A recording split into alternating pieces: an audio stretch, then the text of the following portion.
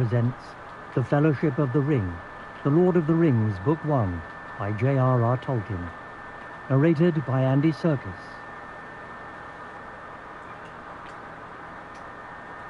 Three rings for the elven kings under the sky.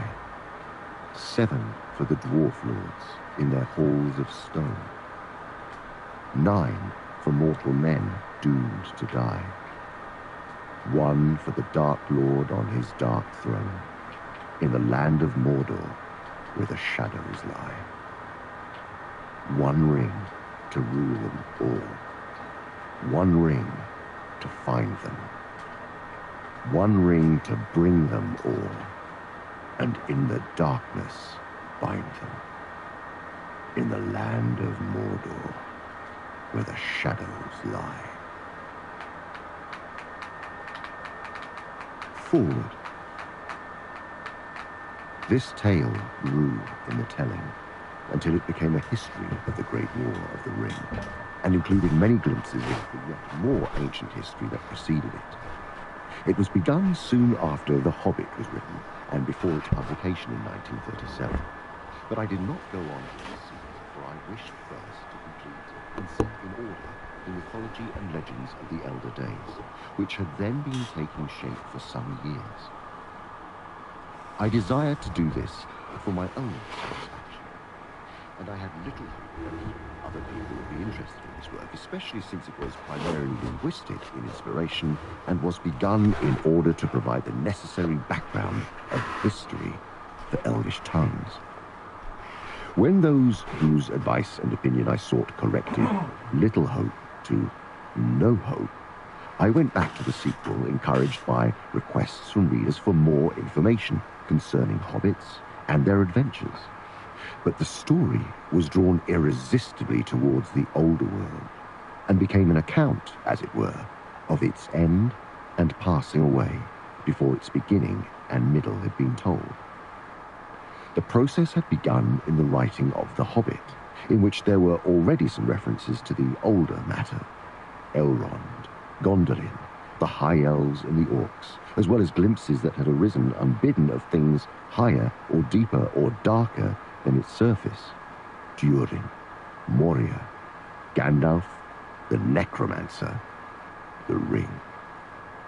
The discovery of the significance of these glimpses and of their relation to the ancient histories revealed the Third Age and its culmination in the War of the Ring. Those who had asked for more information about hobbits eventually got it, but they had to wait a long time, for the composition of The Lord of the Rings went on at intervals during the years 1936 to 1949, a period in which I had many duties that I did not neglect, and many other interests as a learner and teacher that often absorbed me. The delay was, of course, also increased by the outbreak of war in 1939, by the end of which year the tale had not yet reached the end of Book 1. In spite of the darkness of the next 5 years, I found that the story could not now be wholly abandoned, and I plodded on mostly by night, till I stood by Balin's tomb in Moria. There I halted for a long while.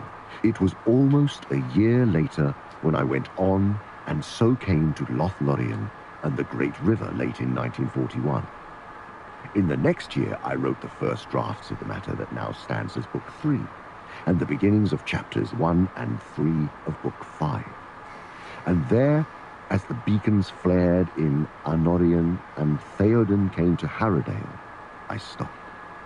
Foresight had failed, and there was no time for thought.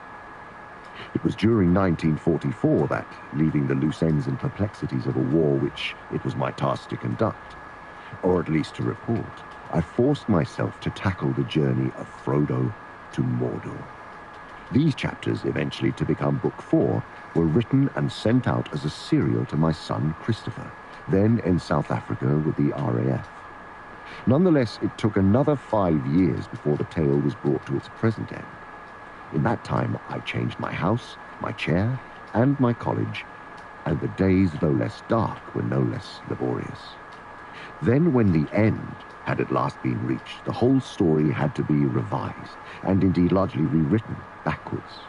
And it had to be typed and retyped by me. The cost of professional typing by the 10-fingered was beyond my means. The Lord of the Rings has been read by many people since it finally appeared in print, and I should like to say something here with reference to the many opinions or guesses that I have received or have read concerning the motives and meaning of the tale. The prime motive was the desire of a tale-teller to try his hand at a really long story that would hold the attention of readers, amuse them, delight them, and at times maybe excite them or deeply move them. As a guide, I had only my own feelings for what is appealing or moving, and for many the guide was inevitably often at fault. Some who have read the book, or at any rate have reviewed it, have found it boring, absurd, or contemptible, and I have no cause to complain since I have similar opinions of their works, or of the kinds of writing that they evidently prefer. But even from the points of view of many who have enjoyed my story, there is much that fails to please. It is perhaps not possible in a long tale to please everybody at all points, nor to displease everybody at the same points. For I find from the letters that I have received that the passages or chapters that are to some a blemish are all by others specially approved. The most critical reader of all, myself, now finds many defects, minor and major, but being fortunately under no obligation either to review the book or to write it again, he will pass over these in silence, except one that has been noted by others. The book is too short. As for any inner meaning or message, it has, in the intention of the author, none. It is neither allegorical nor topical. As the story grew, it put down roots into the past and threw out unexpected branches, but its main theme was settled from the outset by the inevitable choice of the ring as the link between it and the Hobbit. The crucial chapter, The Shadow of the Past, is one of the oldest parts of the tale. It was written long before the foreshadow of 1939 had yet become a threat of inevitable disaster. And from that point, the story would have developed along essentially the same lines if that disaster had been averted.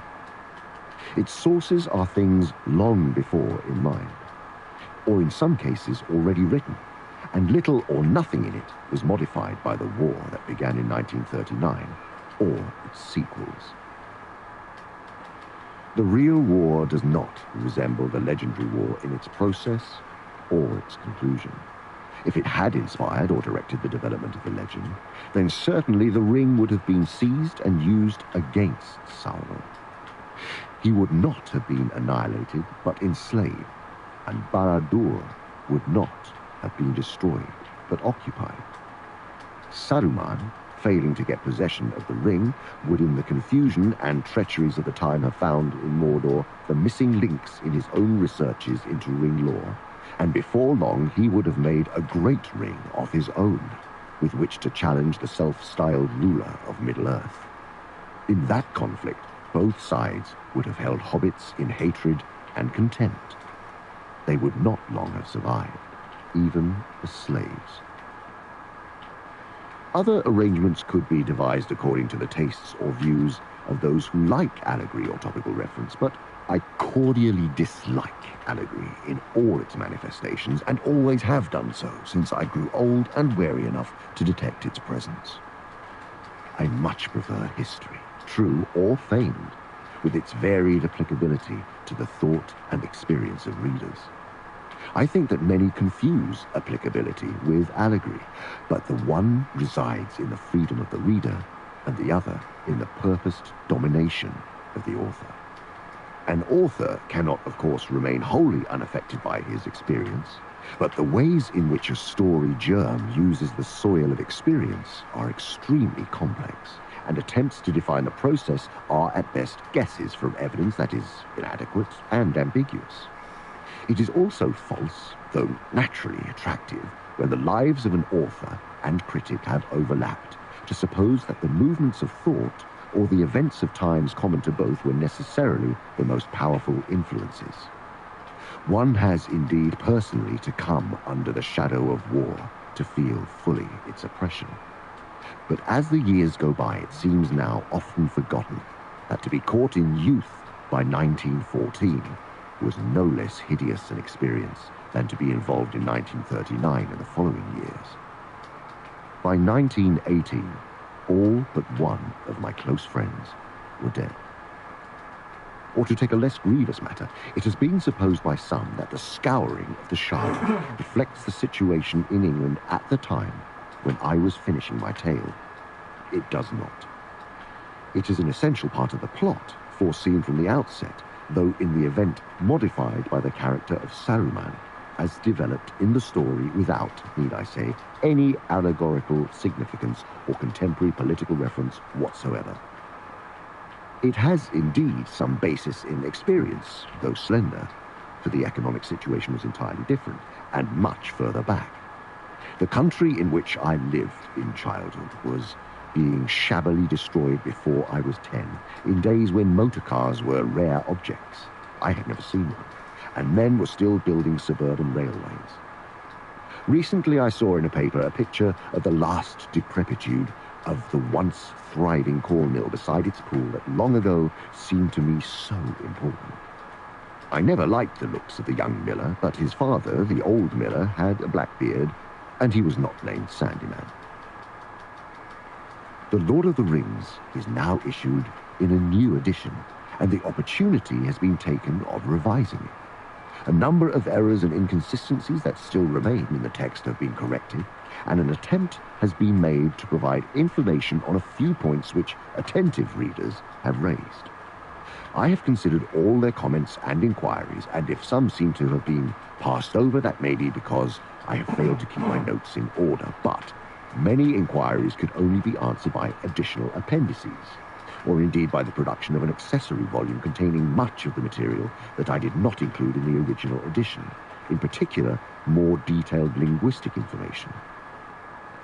In the meantime, this edition offers this foreword, an addition to the prologue, some notes, and an index of the names of persons and places. This index is in intention complete in items, but not in references, since for the present purpose it has been necessary to reduce its bulk. A complete index, making full use of the material prepared for me by Mrs. N. Smith, belongs rather to the accessory volume. Prologue. 1. Concerning hobbits. This book is largely concerned with hobbits, and from its pages a reader may discover much of their character and a little of their history. Further information will also be found in the selection from the Red Book of Westmarch that has already been published under the title of The Hobbit. That story was derived from the earlier chapters of the Red Book, composed by Bilbo himself, the first hobbit to become famous in the world at large, and called by him There and Back Again, since they told of his journey into the East and his return, an adventure which later involved all the hobbits in the great events of that age that are here related. Many, however, may wish to know more about this remarkable people from the outset, while some may not possess the earlier book. For such readers, a few notes on the more important points are here collected from Hobbit lore, and the first adventure is briefly recalled. Hobbits are an unobtrusive but very ancient people, more numerous formerly than they are today, for they love peace and quiet and good-tilled earth. A well-ordered and well-farmed countryside was their favorite haunt. They do not and did not understand or like machines more complicated than a forge bellows, a watermill, or a hand loom, though they were skillful with tools. Even in ancient days, they were, as a rule, shy of the big folk, as they call us, and now they avoid us with dismay and are becoming hard to find. They are quick of hearing and sharp-eyed, and though they are inclined to be fat and do not hurry unnecessarily, they are nonetheless nimble and deft in their movements. They possessed from the first the art of disappearing swiftly and silently when large folk, whom they do not wish to meet come blundering by. And this art they have developed until to men it may seem magical. But hobbits have never, in fact, studied magic of any kind, and their elusiveness is due solely to a professional skill that heredity and practice and a close friendship with the earth have rendered inimitable by bigger and clumsier races. For they are a little people, smaller than dwarves, less stout and stocky, that is, even when they are not actually much shorter. Their height is variable.